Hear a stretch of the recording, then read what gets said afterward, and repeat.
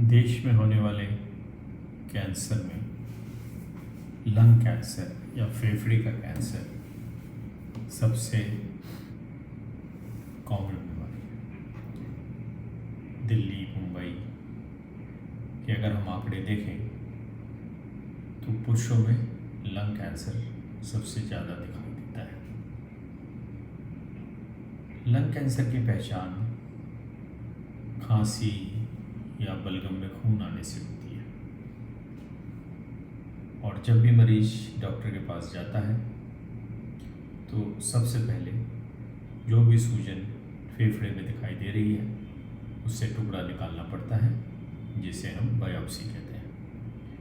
Biopsy में proof होने के बाद ही हम 100% कह सकते हैं कि हाँ, यह कैंसर की शिकायत है। उसके पहले हर चीज़ सिर्फ शंका ही कहलाई। बायोप्सी इसलिए भी ज़रूरी है कि लंग कैंसर कई तरह के होते हैं, और बायोप्सी से हमें पता लगता है कि यह पर्टिकुलर कैंसर किस तरह का है। अलग अलग तरह के लंग कैंसर का इलाज अलग अलग तरीके से होता है। यह सिर्फ इस पे निर्भर नहीं है कि कैंसर कितना बड़ा है या कितना फैला हुआ है। उसके अलावा कैंसर की टाइप, जिसको हम हिस्टोलॉजिकल टाइप कहते हैं, वो पता लगाना अति आवश्यक है। इसलिए कैंसर का टुकड़ा लेना ज़रूरी है।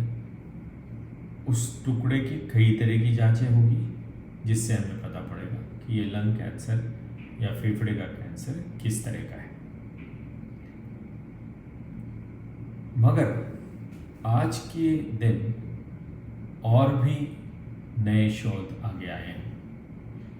यह जो फेफड़े का कैंसर है, ये सिर्फ किस तरह का है पता लगाने से काम नहीं चलता। उसका स्पेशल जेनेटिक एनालिसिस बहुत ज़रूरी है, जिसको हम बायोलॉजिकल मार्कर कहते हैं। वह मार्कर की जांच के बाद हम और सूक्ष्म तरीके से कह सकते हैं कि यह किस तरह का लंग कैंसर है। और इसके कई प्रकार हैं, और हर प्रकार के लिए अलग अलग तरह की दवाइयाँ हैं। तो जब तक हम लंग कैंसर की मॉलिक्यूलर जेनेटिक टेस्टिंग नहीं कर लेते, तब तक हम मरीज को सही तरह से मदद नहीं कर सकते हैं। बहुत बार देखा गया है कि हम इलाज चालू कर देते हैं, मरीज को फ़ायदा हो जाता है, और कुछ दिन के बाद ये फ़ायदा ख़त्म हो जाता है। जब ये फ़ायदा ख़त्म हो जाता है, तब बहुत बार हमें फिर से पुराने बायोप्सी की टुकड़े की ज़रूरत पड़ती है और डिटेल मॉलिक्यूलर एनालिसिस करने के लिए, क्योंकि कभी कभी वो पहली बार नहीं हो पाता है। मतलब दोबारा बायोप्सी की ज़रूरत पड़ती है। दोबारा बायोप्सी जब हम करेंगे तो वो फिर से हमें गठान में सुई डालनी पड़ेगी। कई बार यह संभव नहीं हो पाता है, टेक्निकली ये मुश्किल रहता है।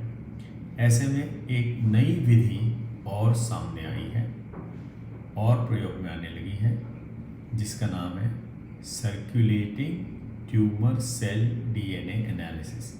इसका मतलब जो कैंसर की कोशिकाएं शरीर में हैं वो टूटती रहती हैं, और उनके टूटने के कारण उनके अंदर का जो हिस्सा है, एक सेल के अंदर का जो हिस्सा है, एक कोशिका के अंदर का जो हिस्सा है, वो खून में दौड़ता रहता है। उसके डीएनए पार्टिकल खून में दौड़ते रहते हैं। इसलिए आज यह संभव हो पाया है कि अगर हमें बायोप्सी नहीं करने में तकलीफ़ हो रही हो, बायोप्सी करने में हमें अगर कोई तकलीफ़ हो रही हो, तो हम खून के हिस्से से, खून में से डीएनए सेपरेट करके हम उसमें जांच कर सकते हैं कि क्या लंग कैंसर की कोशिकाओं में किसी तरह की जेनेटिक डिफेक्ट उपलब्ध है या नहीं है। क्योंकि शायद अगर कोई जेनेटिक उसमें डिफेक्ट है जो हमारे पकड़ में आ जाता है, तो हम उसके खिलाफ किसी दवाई का इस्तेमाल कर सकते हैं। इसलिए इसका नाम आजकल दिया गया है प्रिसीजन मेडिसिन, प्रिसीजन ऑन्कोलॉजी। मतलब हम सूक्ष्म तरीके से प्रिसाइजली हम उस जेनेटिक डिफेक्ट को पता लगाते हैं और उस जेनेटिक डिफेक्ट के खिलाफ अगर कोई दवाई गोली है जो एग्जैक्टली सिर्फ उस जेनेटिक डिफेक्ट के खिलाफ काम करती है, तो हम उसका इस्तेमाल कर सकते हैं। ये प्रिसीजन ऑन्कोलॉजी के लिए हमें बहुत बार दूसरी बार बायोप्सी की ज़रूरत पड़ती है, जो हम खून के ज़रिए भी कर सकते हैं, जिसका नाम है सर्कुलेटिंग ट्यूमर सेल डीएनए।